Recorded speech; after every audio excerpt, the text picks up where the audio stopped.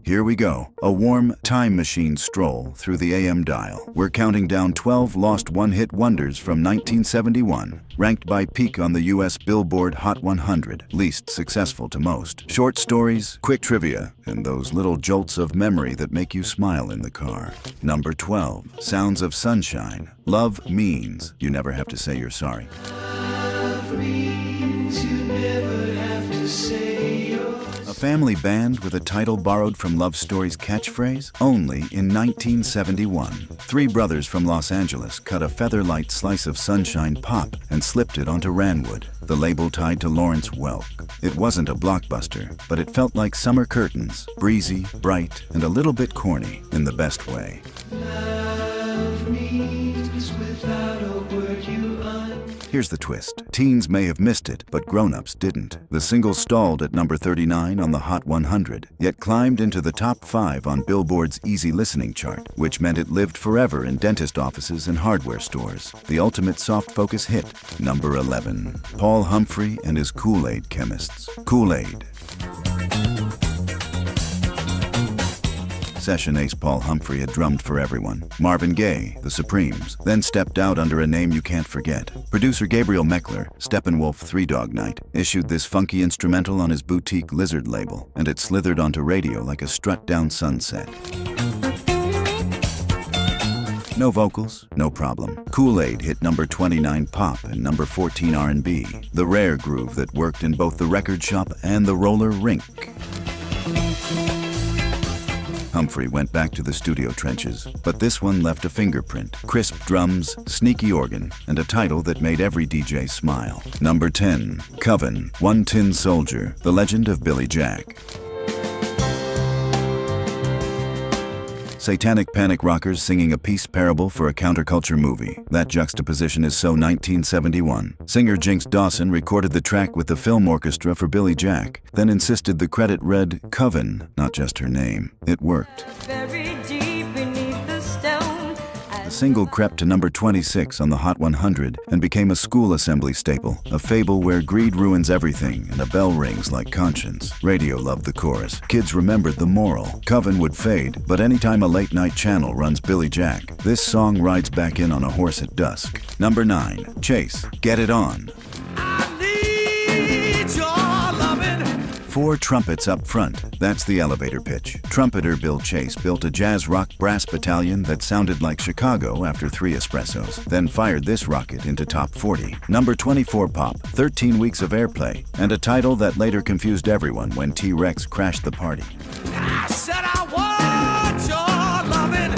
The success was brief and bittersweet. In 1974, Bill Chase and bandmates were killed in a plane crash on the way to a fair date in Minnesota, freezing the band's promise in amber and turning this single into a time capsule. I want you when the moon shines bright. I said Put it on today, and the horns still feel like a high-wire act. No net, just breath and bravado. Number 8, Tin Tin, Toast and Marmalade for Tea. An Australian duo produced by Maurice Gibb of the Bee Gees. And that woozy piano, it wasn't a synth, it was an accident. An engineer leaned on the tape machine and everyone went, wait, keep that. Pop's happy mistake. The record floated to number 20 in the US. Teacup delicate but catchy enough to survive the AM compression. Not quite bubblegum, not quite soft rock. More like a rainy window hum with strings peeking in. Tin Tin never found a second cup, but this one still tastes like Sunday breakfast with sunlight on the table. Number 7, Cymarron, Rings. doorbell ring, baby, come on in. Got James Taylor on the stereo. Got James Taylor on the stereo. That line alone sets the scene. Memphis trio Cymarron cut this at American Sound under Chip's Moman's Orbit, the same creative shop that made Elvis and Dusty modern. I'm glad you come around. I've been feeling down just talking to Tony and A reconciliation song disguised as a sing-along, Rings, reached number 17 pop and number 6 easy listening. Country would steal it later. Tom Paul and the Glazer brothers took their version to the top 10, but Cymarron's is the beach wedding original. It's tender without being precious. Play it once and you're humming it while making dinner. Number 6. The Buoys, Timothy. A top 40 hit about cannibalism, yes. Songwriter Rupert Holmes wrote it to spark controversy when the label wouldn't promote the band, and it worked. Stations banned it, curiosity exploded, and the single climbed anyway. Timothy hit number 17 on the Hot 100, with Scepter Records even floating a wild, maybe Timothy was a mule, explanation to nervous programmers. It only made the buzz louder. You don't forget the first time you realize what the lyrics imply. Dark? Absolutely. But it's also the most 1971 thing ever. A taboo wrapped in a sing-song melody you can't shake. Number 5. The Beginning of the End, Funky Nassau.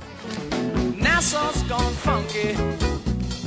From the Bahamas to Miami's Criteria Studios, this family band stitched goombay, soul, and grit into a groove so lean, the meters still envy it. Engineer Chuck Kirkpatrick caught the snap. The horn stabs did the rest. We've got a doggone beat now. America noticed. Number 15 pop, number 7 R&B, and a year-end placement among 1971's biggest. Decades later, it's crate digger gold, the kind of record DJs weaponize to fix a dance floor. Nassau Rock and Nassau Road. Close your eyes and you can smell the salt air. It's a postcard that moves. Number 4, Wadsworth Mansion, Sweet Mary. Providence, Rhode Island, Sussex Records. A band with a name that sounded like a historic house, and a song that practically sprinted up Casey's chart. In early '71, it bolted into the top 10 and peaked at number 7.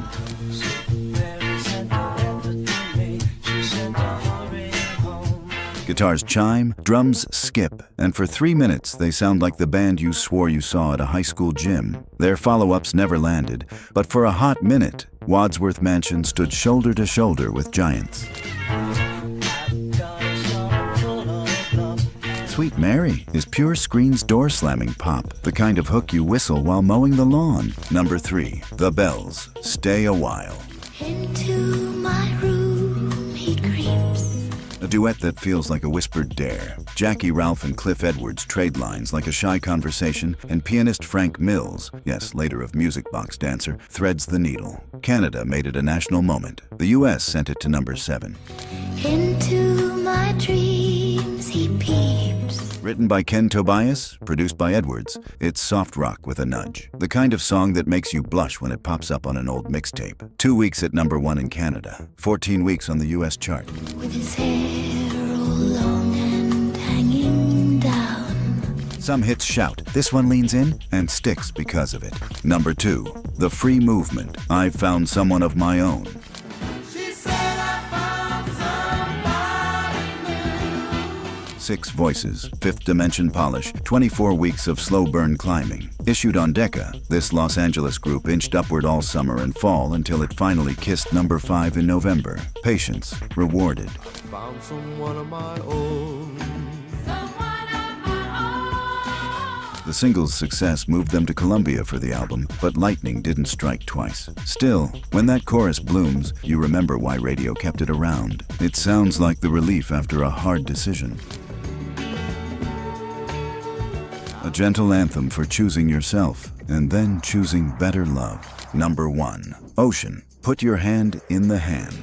Put your hand in the hand of the man who steals the water. A gospel pop sing-along written by Gene McClellan, first cut by Anne Murray, then carried to the heavens by a Canadian band that sounded like a youth group choir plugged into the jukebox. Take a look at yourself and you can look at others. The result? Number 2 on the Hot 100, 7 weeks in the top 10, and Sunday morning lyrics that somehow live just fine on Saturday night radio. It's the rare crossover that made preachers and programmers nod at the same time.